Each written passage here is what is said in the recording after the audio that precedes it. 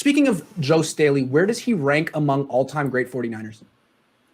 I think he's one of the best offensive linemen the team has ever had in the history of the franchise. He started more games than any other offensive lineman in the history of the franchise. If you look at his career path, just so many up and down seasons. Like the team was either really good or really, really bad with Joe Staley holding it down at left tackle. He was a phenomenal draft pick. His level of play was so consistent from start to end, was named to the NFL All-Decade team from 2010 to 2019.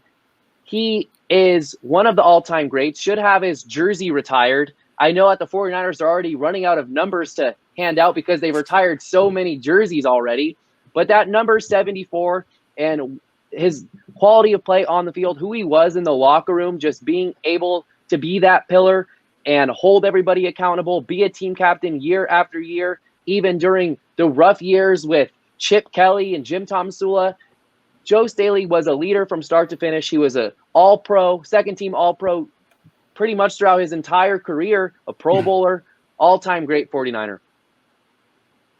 Yeah, he's definitely top 5 is kind of tough because this team is so legendary. Of course. And that's why you're so critical on them and people don't understand it. You have that standard. The 40 freaking Niners. Yeah, they're an elite franchise in the NFL.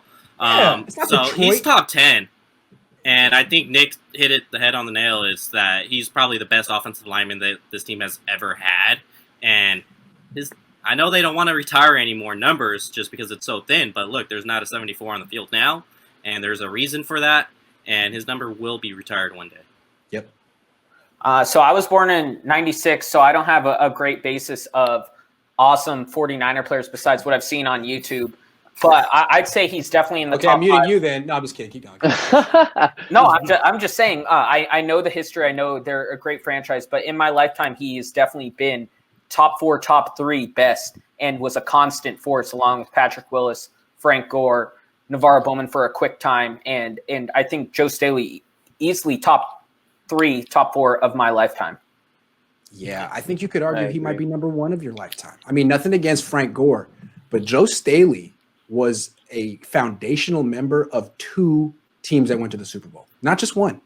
I would have to say that Joe Staley might be the top 49er of all time who doesn't have a ring. I could be missing someone, but Frank this Gore, dude was on. Patrick Willis. Yeah, I mean, he was on the team longer than those guys. Yeah. And he's still the leader of the 49ers. When we say who's the 49ers leader, it's Joe Staley. Yeah. I mean, Joe Staley's the one calling all these players after the game and saying, this is what you got to say, George. George, this is what you got to – George, you're the leader now. This is what you got to say on Monday. George talking about it. George says, God, I've never been a leader before. I call Joe all the time. Joe is that invested. You got to love him, man. I've actually – what? Go ahead. No, I was go going to ahead. say, I've actually met him just being out in downtown here in San Diego. And He lives in Escondido, right? yeah. Yes. So I sat down with him for about 4 hours, had some beers, and we were talking unfiltered football. Best thing ever. He was like if he was my like how George Kittle is with you. That's how him and I were at that time. I've never hung out with George Kittle and had beers. I'm definitely jealous. Wow. Yeah. So he that was probably the most off the record conversation I've ever had. And tell us everything he said right now. No, I'm just kidding. Okay. So there was this. I'm just kidding. I'm just kidding. No. Well, that's tight. But, hey, I'm yeah. not surprised. That's who Joe Staley And is. He's a normal guy. I was gonna say how he treated me like that. He had no idea who I was until I was like, "Oh, hey, what's up, Joe?" He didn't walk away. He actually left because he was there for a bachelor party and came back and was like, "Oh, what's up, dude?" That is so cool. I got a quick Joe Staley story real quick, and then we'll move on. Joe Staley is known to do stuff like that. Ever since he's been a player, if you go up to him at a restaurant and say, "Joe, I love you. Could I have your autograph?" He'll hook it up.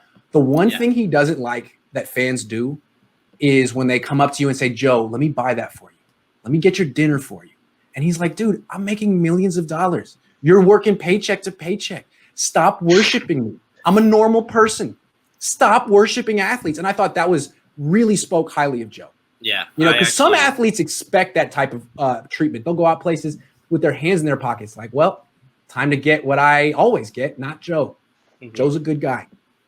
I actually, so when we were sitting and having drinks, and I was like, "Oh," I finished my beer. I was like, "All right, I got this next round. You're drinking What was it? I forgot what it was a mixed drink.